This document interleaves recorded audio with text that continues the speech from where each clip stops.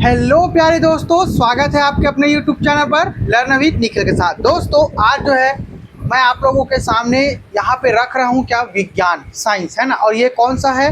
Pandit Sundarlal Sharma open university का, ठीक है। और मैंने जो है आप लोगों को एक बात और बता देता हूँ, पर्यावरण संरक्षण मंडल और शिक्षक भर्ती का क्लास भी स्टार्ट हो चुका है। तो आप लोग जो है पर्यावरण संरक्षण मंडल कंकाल तंत्र का अगर आप लोग एग्ज़ाम दिला रहे हो तो कंकाल तंत्र का पूरा सीरीज़ वहाँ पे मैंने अपलोड कर दिया है, क्लासेस ले चुका हूँ। एक बार जाके उसको देख लेना है ना। फिजिक्स हो गया, केमिस्ट्री हो गया, उसका भी क्लास यहाँ पे अपडेट मिलेगा आप लोगों को। और जीएस मैं पंडित सुंदरलाल शर्मा के लिए भी जीएस जो पढ़ा रहा हूँ उसको पर्यावरण संरक्षण मंडल वाले भी पढ़ सकते हैं भाई, ठीक है। जीएस क्योंकि तो जीएस है, ठीक है। अब वो आपके ऊपर है कि पढ़ना नहीं पढ़ना है ना। कथन कारण कूट वाले प्रश्न पूरा करवाया हूँ, तो एक बार जाके जरूर देख लेना, ठीक है। एक बार जाके जरूर देख लेना भाई। और पूरा मैं आप लोगों को अब 3D एनिमेशन के माध्यम से ही पढ़ाने वाला हूँ। क्वेश्चन प्रैक्टिस तो अपन नॉर्मल ही करते हैं, ठीक है। अब हम लोग जो है साइंस का बैकग्राउंड देखेंगे, पंडित सुंदरलाल शर्मा। तो साइंस वाले पूरा देख लेना भाई। और हाँ, इसमें से सामान्य ज्ञान में जो 20 नंबर का वेटेज होता है ना सामान्य ज्ञान, उसमें भी साइंस का पोर्शन देखने को मिलता है, तो इसमें से वो कवर हो जाएगा, ठीक है। चलो भाई, तो हमारा फर्स्ट क्वेश्चन क्या है, आप लोग एकदम ध्यान से देखो। अवेला तुमन हा मोर बड़े भाई बहनी हो, छोटे भाई बहनी हो, सब कोई मन है ना। एला अपन हा क्वेश्चन ला फर्स्ट क्वेश्चन के आंसर तुमन हा दो, ठीक है। अब मोला एक बात बताऊँ कि आप मन हा कौन कौन जो है ना पंडित सुंदरलाल शर्मा के पेपर ला दिला तो कमेंट करके जरूर बताओ, ठीक है। और ये चैनल ला सब्सक्राइब कर दूँ नया हो तो, और वीडियो ला शेयर कर दूँ भाई, ताकि सब जरूरतमंद तक यह पहुंच जाए, ठीक है। और पूरा फ्री क्लास है, चलो भाई पूरा फ्री क्लास है, ठीक है। पूरा पेपर तक पूरा फ्री चलो देखो। फर्स्ट क्वेश्चन है हमारे, कोशिका के किस अंग है ना ऑर्गेनेल को कोशिका के भीतर कोशिका माना जाता है। चलो भाई, मतलब ये कहा थे कोशिका के किस अंगक को ऑर्गेनेल को कोशिका के भीतर कोशिका माने जाते हैं। चलो बताओ भाई, ठीक है। गाल्जी का है, राइबोसोम, माइटोकॉन्ड्रिया, लाइसोसोम। चलो भाई एक बार बताओ मूल आंसर, जल्दी से फटाक से आंसर दूँ है ना। और हाँ, तुम्हारे मन पर एक बढ़िया सरप्राइज है, अभी मैं दिखाऊँ वाला है ना। बहुत बढ़िया सरप्राइज है भाई, तुमन देख के मतलब ना खुश हो जाऊँ। और हाँ, टेलीग्राम चैनल जो है बंद हो चुके हैं, मोर नहीं सबके, पूरा इंडिया में बैंड कर दे गए, ठीक है। नीट के पेपर तक 22 जून तक था। आप मान ला एक पूरा पीडीएफ विथ एक्सप्लेनेशन, वही सरप्राइज है, विथ एक्सप्लेनेशन है ना। पूरा चारों ऑप्शन के एक्सप्लेनेशन आप मन भर मिल ही व्हाट्सअप चैनल में। कहाँ मिल ही पीडीएफ आप व्हाट्सअप चैनल में। चलो भाई व्हाट्सअप चैनल में जुड़ जाऊँ, लिंक ला मैं डिस्क्रिप्शन बॉक्स में दे दूँ, ठीक है। हाँ, तो फर्स्ट आंसर का ही जी माइट्रोकॉन्ड्रिया ही। चलो टाइम पास ज़्यादा नहीं करन हमन है ना, डायरेक्ट अपन मुद्दे के बाद में आता है। अब आप मन भर में है पूरा 1 बाई 1 है ना, स्टेप बाय स्टेप पूरा जो है मैं यहाँ काला ला हूँ जी, एक्सप्लेनेशन ला हूँ, ठीक है, ताकि आप मतलब कोई दिक्कत मत हो। सही उत्तर हमारे माइट्रोकॉन्ड्रिया से है ना। चारों ऑप्शन की सही व्याख्या देख लेते हैं। गोल्जी का, इसे कोशिका का ट्रैफिक पुलिस कहते हैं। क्या कहते हैं जी? पूछ सकते हैं कि गोल्जी का मतलब कि ट्रैफिक पुलिस किसे कहते हैं? कोशिका के। तो काला कहते हैं जी गोल्जी काला। यह पदार्थों के परिवहन और पैकेजिंग का काम करता है नहीं। पदार्थों के पैकेजिंग और परिवहन के काम कौन करते जी? गोल्जी का करते है ना। अब ऑप्शन नंबर बी देखो, राइबोसोम। यह कोशिका का सबसे छोटा अंगक है और इसे प्रोटीन की फैक्ट्री कहा जाता है। याद रखना है ना, कोशिका के सबसे छोटा अंगक कौन है और प्रोटीन की फैक्ट्री काला कहते जी? राइबोसोम कहते। ऑप्शन नंबर सी देखो, माइट्रोकॉन्ड्रिया। इसके पास अपना खुद का डीएनए और राइबोसोम होता है, जिसे यह बैक्टीरिया की तरह स्वतंत्र रूप से काम कर सकता है, इसलिए इसे कोशिका के भीतर कोशिका कहते हैं। चलो समझ में इसने जी। हाँ, एटीपी काकर माध्यम से बनती है, एक माध्यम से बनती, ठीक है। अब देखो डी देखो, लाइसोसोम। इसे आत्महत्या की थैली कहते हैं। आत्महत्या की थैली कौन कहते हैं? लाइसोसोम कहते हैं ना, क्योंकि इसमें पाचक एंजाइम होते हैं जो पुरानी कोशिकाओं को नष्ट कर देते हैं। चलो भाई इतना समझ में इसना। हाँ, पूरा एक्सप्लेनेशन हम इसने पढ़ो, ठीक है। पूरा एक्सप्लेनेशन आप देख लो ये जगह में, ठीक है। सेकंड क्वेश्चन है जगह में देख सकते हो आप मन। हाँ, जीवित कोशिका के भीतर जीव द्रव्य का सबसे बड़ा हिस्सा लगभग 80% किस रसायन से बना होता है? चलो बताओ भाई, एक आंसर बताओ मुड़ा। जीवित कोशिका के भीतर जीव द्रव्य का सबसे बड़ा हिस्सा लगभग 80% किस रसायन से बना होता है? हाँ, ऑप्शन नंबर बी हमारा राइट आंसर। का कर रही? जल से बने रहते है नी। मतलब कि हमन का कथन जी, जल जीवन ही तो कथन है नी। चलो क्लियर हुई इसना है। चलो भैया अपन आगे बढ़थन है ना। जल कथन एक्सप्लेनेशन वगैरह सब चीज़ है में। चलो भाई, है ना। आप मन देख सकते हो प्रोटीन, प्रोटीन का कहा थे, हर एक प्रश्न, अरे भैया हर एक चीज है प्रश्न है, ठीक है। मैं एकदम बता देता हूँ। यह जीव द्रव्य का दूसरा सबसे बड़ा भाग लगभग 10 से 15% है जो कोशिका की संरचना बनाता है। इला याद रखना, ठीक है, इला याद रखना, प्रोटीन है ना। जीव द्रव्य का लगभग 80% हिस्सा पानी होता है जो कोशिका के भीतर सभी जैविक क्रियाओं के लिए माध्यम देता है। हाँ, पर्यावरण संरक्षण मंडल वाले मन भी ये वीडियो देख सकते हो, उका मन पर भी एकदम उपयोगी है ना। लेकिन कथन कारण कूट वाले प्रश्न उमें प्रॉपर देखे बर मिली, एला आप मन प्रैक्टिस बर यूज कर सकते हो, ठीक है। एक बार जरूर देखना, कंकाल तंत्र में जैसे पढ़ाओ ना, यूट्यूब के इतिहास में अभी तक से कोई नहीं पढ़ा है 3D एनिमेशन में, जाके एक बार जरूर देखो, ठीक है। चलो देखो भाई, लिपिड के बारे में देखते हैं। यह वसा होती है जो कोशिका झिल्ली को बनाने में मदद करती है, लिपिड है, ठीक है।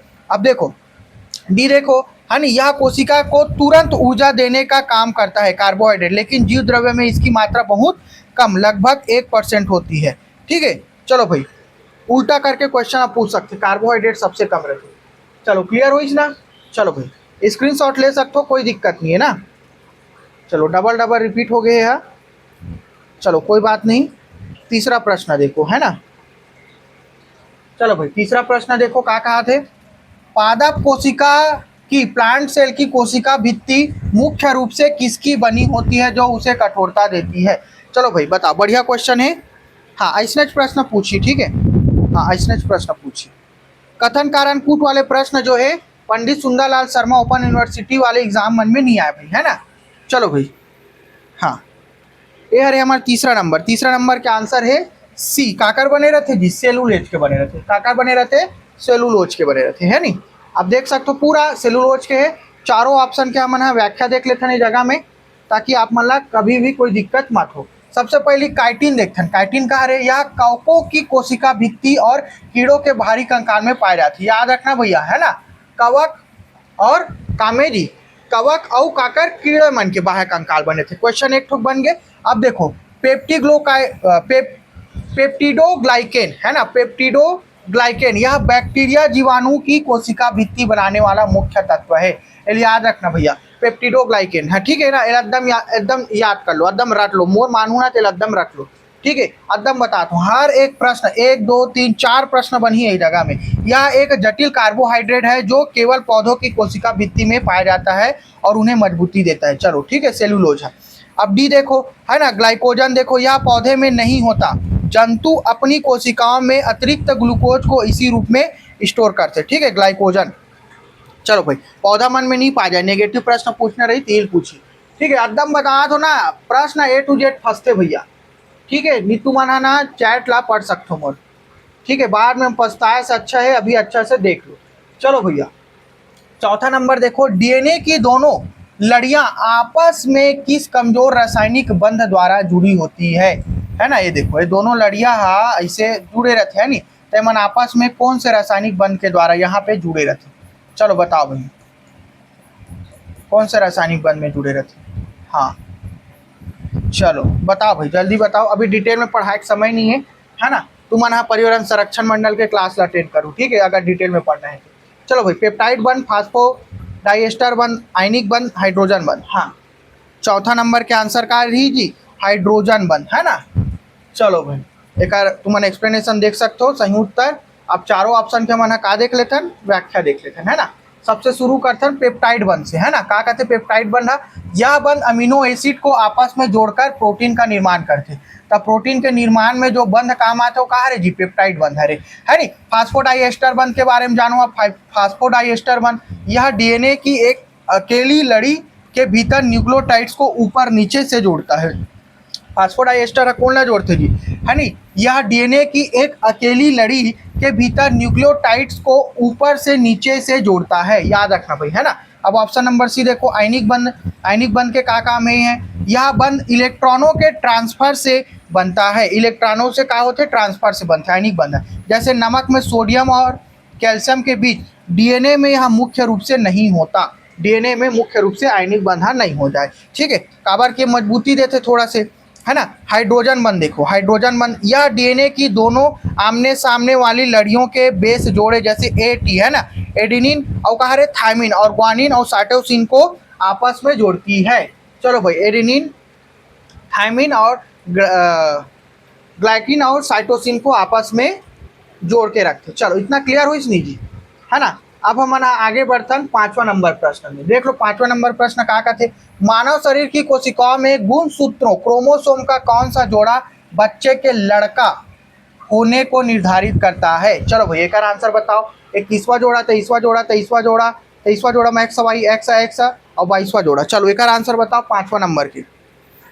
पूरा पेपर 5 सीरीज है भैया, पूरा हर देखो इनमें बायो केमिस्ट्री फिजिक्स तीनों लेवल के प्रश्न देखे बर मिली।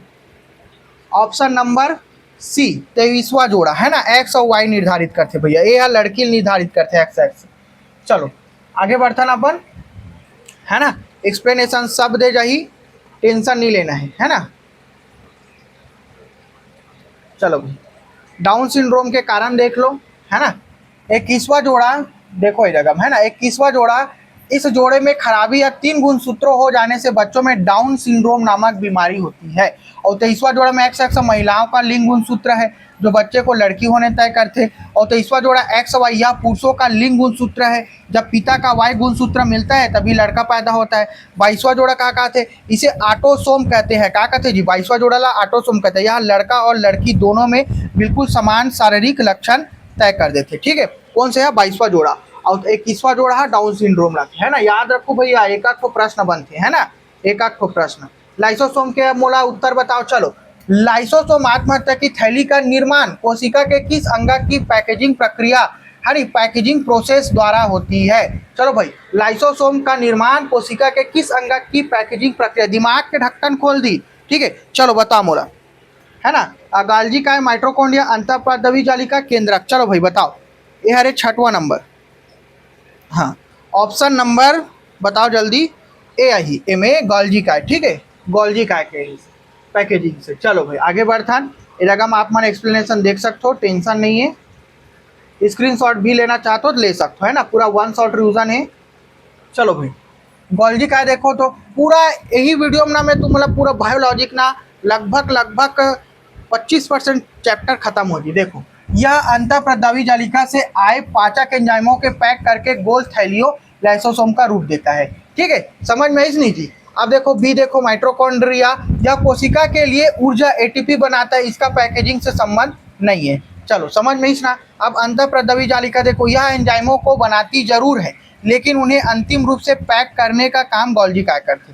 ठीक है, अंतःप्रद्रवी जालिका समझ में है ना। डी देखो, केंद्रक, क्या कोशिकाओं का मास्टर कंट्रोलर है जिसमें डीएनए सुरक्षित रहता है। चलो, मास्टर कंट्रोलर कौन है रे, केंद्रक है भाई, है ना। सब पता है तुम्हारा, बस अब थोड़ा से क्वेश्चन कैसा थे तेला देख लो, है ना। अब देखते ना मना, वाटसन और क्रिक ने जब डीएनए का द्विकुंडली मॉडल, कौन दी से, वाटसन और क्रिक दी से का कहा देखो पढ़ो, दिया है ना, डबल हेलिक्स।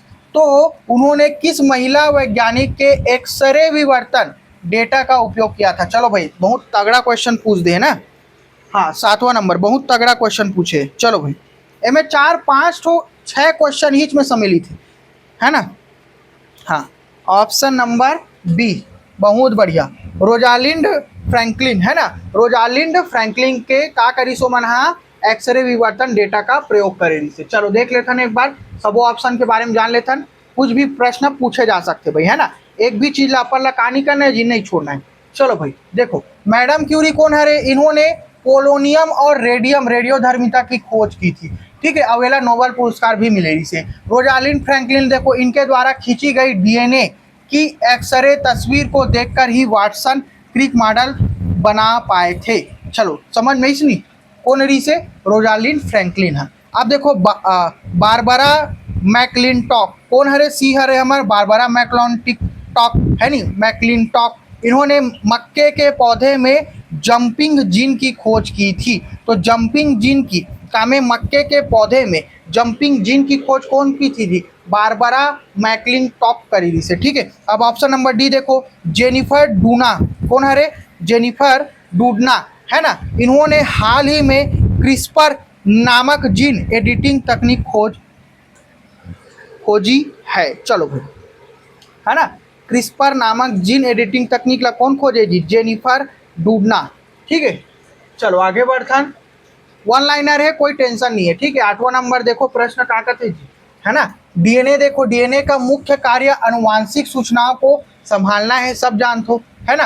अब डीएनए से आरएनए बनने की इस प्रक्रिया को क्या कहा जाता है? चलो भाई, रेप्लिकेशन, ट्रांसक्रिप्शन, ट्रांसलेशन, म्यूटेशन, सब लोग बताओ। ठीक है, हाँ, 8वां नंबर प्रश्न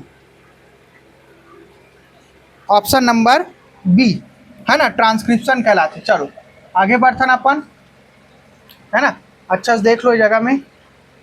चलो भाई, चारों ऑप्शन की व्याख्या में तुम्हारा बता देता हूँ, है ना। रेप्लिकेशन देखो, रेप्लिकेशन डीएनए द्वारा अपनी ही हूबहू दूसरी कॉपी या प्रतिलिपि बनाने की प्रक्रिया का कथन मना रेप्लिकेशन कथन। अच्छा से पढ़ो भैया, है ना। एक तुम्हारा पीडीएफ व्हाट्सएप चैनल में मिली अब, है ना। ट्रांसक्रिप्शन देखो, इसे अनुलेखन भी कहते हैं। का कथन? ट्रांसक्रिप्शन ला अनुलेखन। इसमें डीएनए की मास्टर कोडिंग को आरएनए पर कॉपी किया जाता है, याद रखना भैया, है ना। अब सिम देखो, ट्रांसलेशन देखो, आरएनए पर लिखी सूचना के आधार पर राइबोसोम द्वारा प्रोटीन बनाने की प्रक्रिया को कहते हैं ट्रांसलेशन। ठीक है, आरएनए पर लिखी सूचना के आधार पर, ठीक है, राइबोसोम द्वारा प्रोटीन बनाने की प्रक्रिया को कहते हैं। चलो इतना क्लियर हो इसना आप मान ला।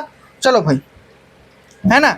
अब देखो म्यूटेशन देखो, डीएनए की मूल संरचना में अचानक होने वाले स्थायी बदलाव को का कथन? जी हाँ मना म्यूटेशन कथन। का कथन है जगह में? म्यूटेशन कथन। चलो आगे बढ़थन अपन, है ना। अपन आगे बढ़थन है जगह में कौन से प्रश्न में? 9वां प्रश्न में। चलो भाई देखो, अद्दम में तुहा मन बना A to Z 20 प्रश्न लाओ, जैसे तो आपके एग्जाम में पूछते केमिस्ट्री, फिजिक्स और बायो के, लेकिन हमन 20 नहीं, लगभग ना हमन 60 प्रश्न कर वो ही जगह में। ठीक है, देखो कोशिका द्रव्य में पाए जाने वाले आरएनए में कौन सा आरएनए प्रोटीन बनाने के लिए अमीनो एसिड को चुनकर राइबोसोम तक लाता है? चलो भाई, एक आंसर बताओ मोला। mRNA, tRNA, rRNA, sNRNA। 9वां नंबर, बहुत बढ़िया। ट्रांसफर आरएनए जेला कथन, जे ट्रांसफर करत नहीं जो जगह में टीआरएनए आई का ही जगह में टीआरएनए, है नी। चलो भाई, सबके कार्य देख लेथन एक बार। ऐसा आरएनए तुमन पहली बार पढ़ा तो लगते मोला क्वेश्चन करत हो का होते कि देख लो, सब चीज लिखा है, टेंशन नहीं लेना है। mRNA देखो, इसे संदेश वाहक मैसेंजर कहते हैं। यह केंद्रक से प्रोटीन बनाने का संदेश लेकर आते हैं, है नी। Messenger RNA, tRNA transfer RNA कहते हैं। इसका काम कोशिका द्रव्य से सही अमीनो एसिड को ढोकर राइबोसोम तक लाना होता है। चलो समझ में। अब देखो आरआरएनए, यह राइबोसोम का मुख्य हिस्सा होता है और अमीनो एसिड को आपस में जोड़ने में मदद करता है। अब देखो डी देखो, एसएनआरएनए काला कहते हैं। यह केवल केंद्रक के अंदर पाए जाते हैं। एसएनआरएनए कहाँ पाए जाते हैं? केंद्रक के अंदर पाए जाते हैं, और आरएनए की कटाई छटाई में काम आता है। चलो समझ में इसनी। चलो भाई, इतना क्लियर हो इसना। चलो भाई, हाँ, कमेंट करके बताओ मुला। ठीक है, बहुत बढ़िया। चलो भाई, अब आता नंबर अपन 10वां नंबर प्रश्न में। क्लियर हो इसनी जी? सब लोग बढ़िया समझ में आ नहीं? अगर मजा आता है तो चैनल ला वीडियो ला लाइक करूँ भैया, है ना, और चैनल ला सब्सक्राइब करूँ और शेयर जरूर कर दूँ भाई, शेयर कर दूँ मैं।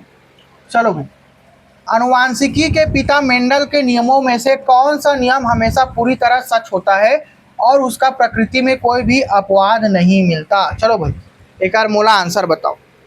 प्रभाविता का नियम, युग्मकों की शुद्धता का नियम, स्वतंत्र अपव्यूहन का नियम, अपूर्ण प्रभाविता का नियम। चलो एक आंसर बताओ मोला फटाक से। 10वां नंबर लिख के बताऊँ ना।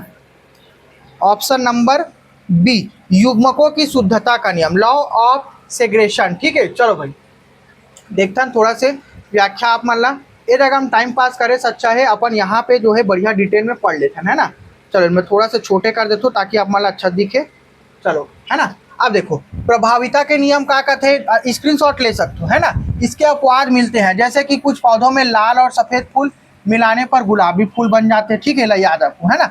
युग्मकों की शुद्धता का नियम, इसे पृथक्करण का नियम भी कहते। जनन कोशिकाएं बनते समय जीन के जोड़े हमेशा पूरी तरह अलग और शुद्ध रहते हैं, इसका कोई अपवाद नहीं है भैया, है ना, याद रखना। सी देखो, स्वतंत्र अपव्यूहन का नियम, है नी, संलग्नता लिंकेज इसका अपवाद है, जहां आपस पास स्थित जीन एक साथ ही वंशागत हो जाते हैं। ठीक है, एकदम ये स्क्रीनशॉट ले लेना भैया, बार बार कहा था ना। डी देखो, अपूर्ण प्रभाविता का नियम, हाँ, पर्यावरण संरक्षण मंडल पर भी उपयोगी है भैया, है ना।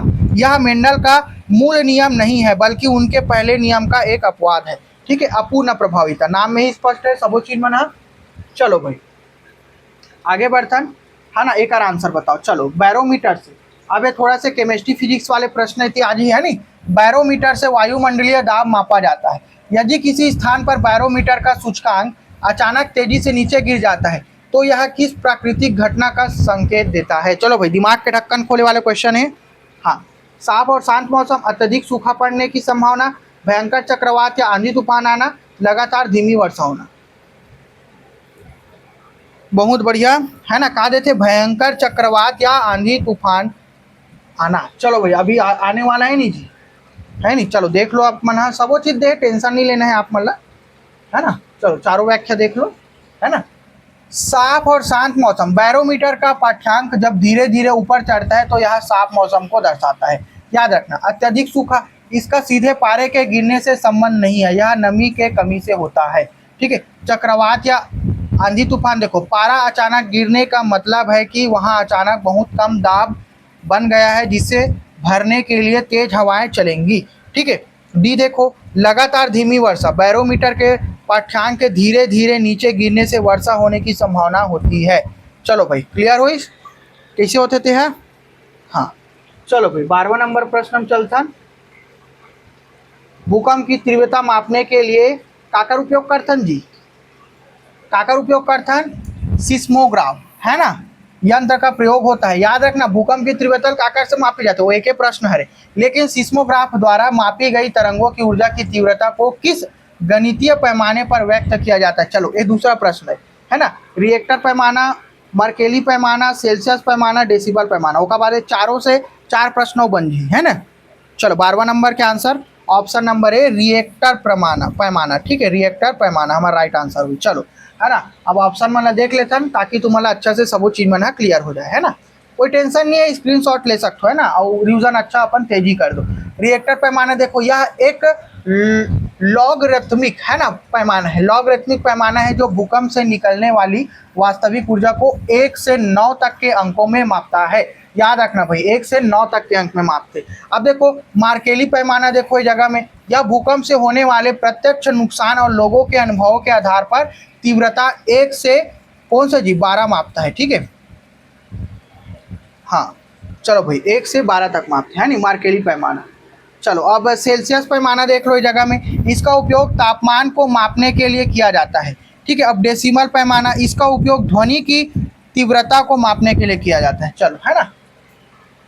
चलो भाई, तीव्रता मतलब कि पैमाना काकर काकर है, कैसे कैसे तेला पूछते, है ना। चलो देखो, किस उपकरण का प्रयोग प्रयोगशाला में हाइड्रोजन सल्फाइड H2S, ठीक है, गैस बनाने के लिए किया जाता है? इस प्रक्रिया में सल्फ्यूरिक अम्ल H2SO4 के साथ किस ठोस पदार्थ की क्रिया कराई जाती है? चलो, copper turning, iron sulphide, zinc धातु के टुकड़े, कैल्शियम कार्बोनेट, चूना पत्थर, जस्ता, FeS, तांबा। चलो भाई 13वां नंबर के आंसर बताओ बढ़िया से, और देखो अच्छा से। हाँ, आयरन सल्फाइड, कौन हरे? आयरन सल्फाइड है भैया, है ना। आयरन सल्फाइड का उपयोग करता है। चलो एक बार सब ऑप्शन देख लो ताकि दिमाग के ढक्कन है अच्छा से खुल जाए। कॉपर टर्निंग, देखो सांद्र सल्फ्यूरिक अम्ल के साथ इसकी क्रिया से सल्फर डाइऑक्साइड गैस बनती है, ये याद रखना, ये एक प्रश्न बन गया, है ना।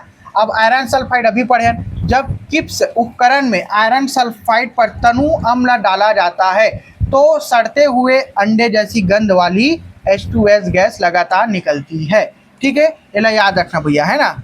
अब देखो जिंक धातु देखो, है ना, ऑप्शन नंबर सी, अम्ल के साथ इसकी साधारण क्रिया से सीधे हाइड्रोजन गैस H2 प्राप्त होती है, याद रखना भैया, है ना। अब डी देखो, कैल्शियम कार्बोनेट, अम्ल के साथ इसकी क्रिया कराने पर तेजी से कार्बन डाइऑक्साइड CO2 गैस निकलती है कैल्शियम कार्बोनेट में, है ना।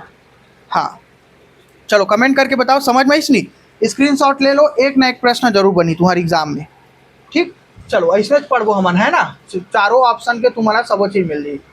अब देखो भैया, प्रयोगशाला में मृत जीवों के नमूनों को सुरक्षित रखने के लिए फार्मेलिन का उपयोग किया जाता है, यह वास्तव में किस रासायनिक गैस का जलीय विलयन है? चलो, किस गैस रासायनिक गैस का जलीय विलयन है? मेथेनॉल, फॉर्मेल्डिहाइड, एसिटिक अम्ल, एसीटोन। चलो भाई बताओ।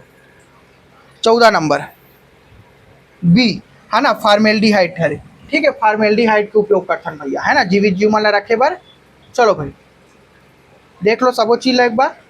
चलो फर्स्ट देखो मेथेनॉल, यह एक जहरीली शराब है। इसका उपयोग पेंट और वार्निश में विलायक के रूप में होते हैं ना। पेंट में हमारा पेंट लाता नहीं दरवाजा वरवाजा में पोते बर्जी है ना, तो वह एकदम पतला कर देते, पीना नहीं है कोई, ठीक है, मर जाऊँ नहीं थे। फार्मेल्डिहाइड देखो, फार्मेल्डिहाइड गैस के लगभग 40% जलीय घोल को ही फार्मेलिन कहते हैं, ठीक है, जो बैक्टीरिया को मारकर अंगों को सड़ने से रोकता है, ये याद रखना, ठीक है। चलो क्लियर हुई। अब देखो सी, देखो ऑप्शन नंबर सी, एसिटिक अम्ल का कहते हैं। चलो देखो, इसके सिरके वाले घोल का उपयोग भोजन को संरक्षित करने में होता है, जीव नमूनों के लिए नहीं, ठीक है। अब देखो डी, देखो डी देखो क्या कहते हैं, एसीटोन, यह एक अत्यधिक वाष्पशील विलायक है जिसका उपयोग प्रयोगशाला की कांच की वस्तुओं को सुखाने और नेल पॉलिश हटाने में होती है। सब कोई मन जानते हो, लड़की मन ज़्यादा अच्छा जान, ठीक है। चलो सब वो चीज़ें टेंशन नहीं लेना है ना। अब देखो 15 नंबर प्रश्न, राइबोसोम को प्रोटीन की फैक्ट्री कहा जाता है। अभी पढ़ा हूँ, कोशिकाओं में नए राइबोसोम के कणों का निर्माण मुख्य रूप से कहाँ होते हैं, केंद्रक के किस विशिष्ट भाग के अंदर होता है। चलो बताओ, केंद्रक द्रव्य, क्रोमेटिन जाल, केंद्रिका, केंद्रक झिल्ली। हाँ केंद्रिका के अंदर होते, काकर अंदर होते, केंद्रिका के अंदर। चलो भाई बहुत बढ़िया है ना। चलो आगे बढ़ते हैं अपन, चलो ये कर देख लो है ना। चलो आगे बढ़ते हैं, केंद्रक द्रव्य, यह केंद्रक के अंदर भरा हुआ जेली जैसा तरल है जिसमें सभी एंजाइम तैरते हैं, ठीक है। क्रोमेटिन जाल देखो, यह डीएनए और हिस्टोन प्रोटीन का धागा है जो आनुवांशिक जानकारी सुरक्षित रखते हैं, याद रखना ना, डीएनए और हिस्टोन प्रोटीन का क्रोमेटिन जाल है। अब केंद्रिका देखो, यह केंद्रक के अंदर का सघन क्षेत्र है जिसे राइबोसोम का कारखाना कहा जाता है, याद रखना। केंद्रिकल कहा कहते हैं जी, राइबोसोम का कारखाना कहा जाता है। यहाँ आरएनए और प्रोटीन मिलकर राइबोसोम की यूनिट्स बनाते हैं, काम है केंद्रिका में।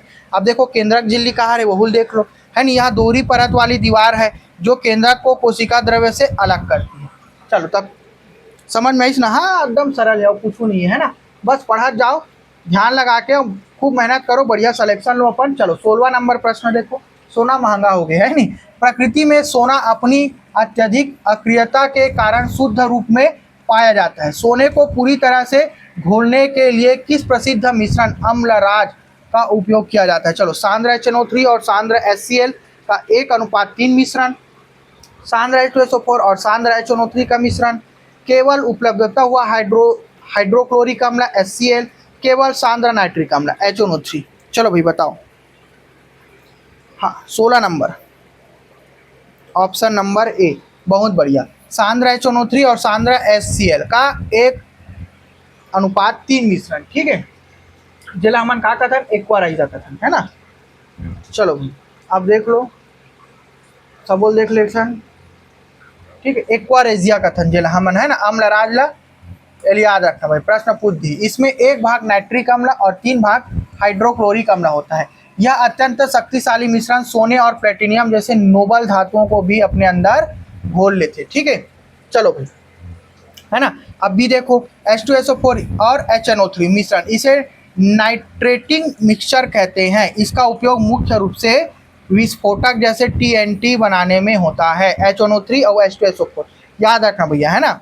अब देखो केवल HCl देखो, अकेले हाइड्रोक्लोरिक अम्ल का सोने पर कोई असर नहीं होता, चाहे उसे कितना भी उबाला जाए। चलो क्लियर हुई ना। अब ऑप्शन नंबर डी देख लो, अकेले नाइट्रिक अम्ल से चांदी और तांबा को घुल जाते हैं लेकिन सोना पूरी तरह सुरक्षित रहता है। चलो भाई समझ में इस है ना। 17वां नंबर प्रश्न देख लो अब। चलो भाई कार्बन डेटिंग से प्रश्न है, कार्बन डेटिंग सी, यहाँ पे 14 का उपयोग जीवाश्मों और पुरानी लकड़ी की आयु जानने के लिए किया जाता है, बहुत बढ़िया। यदि हमें बहुत पुरानी चट्टानों या पृथ्वी की वास्तविक आयु का पता लगाना हो तो किस रेडियोधर्मी तकनीकी का उपयोग सबसे सही माना जाएगा। चलो nitrogen dating, uranium lead dating, phosphorus dating, iodine dating. चलो बताओ 17 नंबर के आंसर बताओ। 17 ऑप्शन नंबर बी भैया, यूरेनियम लेड डेटिंग, ठीक है, यूरेनियम लेड डेटिंग। चलो देख लो ये जगह में सब वो चीज दे हुए हैं, और छोटे कर देता हूँ। चलो चारों ऑप्शन आ गए ना। हाँ अब देखो नाइट्रोजन डेटिंग, इसका उपयोग हड्डियों के सापेक्षिक समय की जांच के लिए भूविज्ञान में किया जाता है, चट्टानों के लिए नहीं, है ना। तो हड्डियों के अगर एकदम जांच करना है तो काम में आते हैं नाइट्रोजन डेटिंग में। यूरेनियम लेड डेटिंग देखो, यूरेनियम का अर्ध आयु अरबों वर्ष होती है, जो धीरे धीरे शीशे में बदलता है ना, लेड में। इससे पृथ्वी और प्राचीनतम पर्वतों की सटीक उम्र का पता लगाया जाता है, याद रखना भाई। फास्फोरस डेटिंग देखो, इसका उपयोग कृषि अनुसंधान और पौधों में पोषक तत्वों के संचरण को ट्रैक करने के लिए रेडियोधर्मी ट्रेसर के रूप में होते हैं। फास्फोरस डेटिंग के उपयोग। आयोडीन डेटिंग देखो, इसका उपयोग चिकित्सा के क्षेत्र में मुख्य रूप से थायराइड ग्रंथि की बीमारी और कैंसर के इलाज तथा स्कैनिंग में होता है। चलो क्लियर हुई? बहुत बढ़िया। चलो भाई आगे बढ़थन, है ना। चलो आगे बढ़थन अपन। अब देखो 18वां नंबर प्रश्न है ना, फिजिक्स से 1 जूल कितने अर्ग के बराबर होता है नहीं? 10 की घात 5, 10 की घात 7, 10 की घात -7, 10 की घात 9। चलो बताओ। बहुत बढ़िया, है ना। ऑप्शन नंबर बी 10 की घात 7 होते भाई। चलो बाकी देख लेते हैं ना ऑप्शन मल्ला। चलो भाई दिखत ना? हाँ चलो देखो 10 की घात 5 देखो, यह मान गलत है। याद रखें कि बल का मात्रक बदलने पर 1 न्यूटन 10 की घात 5 डाइन होता है। छात्र अक्सर इन दोनों में भ्रमित हो जाते हैं, याद रखो भैया भ्रमित नहीं होना है। 10 की घात 7 देखो, यह बिल्कुल सही संबंध है। जब ऊर्जा या कार्य ऐसा मात्रक का है जूल को CGS मात्रक अर्ग में बदला जाता है तो मान 10 की घात 7 आता है।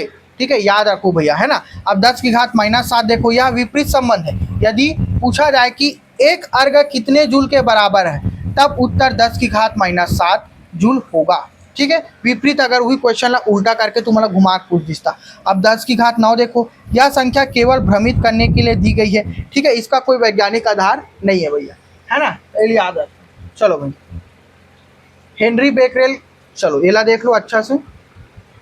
चलो भाई हेनरी बेकरेल ने रेडियोधर्मिता की खोज की थी। किसी परमाणु के नाभिक से निकलने वाली अल्फा, बीटा और गामा किरणों में से किसकी भेदन क्षमता सबसे अधिक होती है?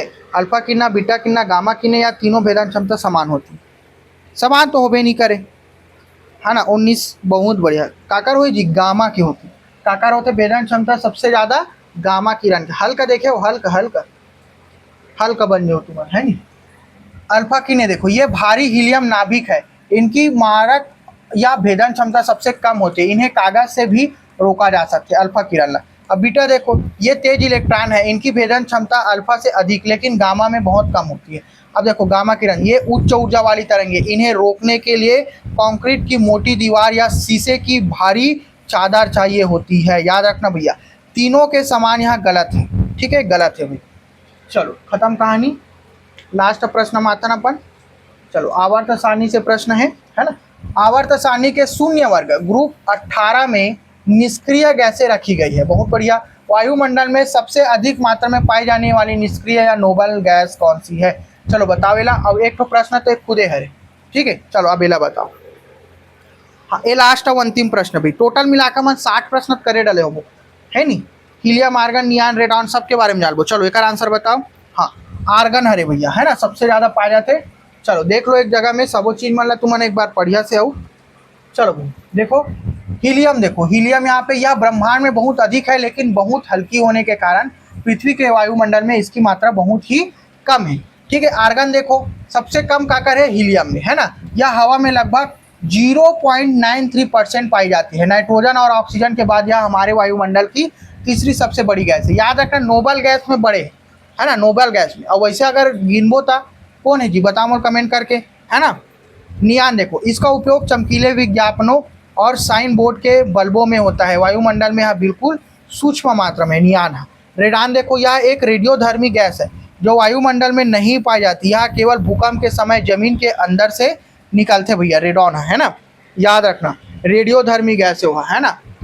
चलो समझ में इसनी तो मोर प्यारे दोस्तों हो, विज्ञान विषय के टेंशन मत लो। सबो सब्जेक्ट डाला मैं एकदम तुम्हारा कराऊँ, बस थोड़ा सा समय देना। समय में तुम्हारा ना मिल जी, बस वीडियो ला शेयर करो, है ना। तुम जब तक सपोर्ट नहीं करूँ तब तक मोला भी का नहीं आएगी, जोश नहीं आई नहीं तब तुम्हारा सपोर्ट करो थोड़ा से।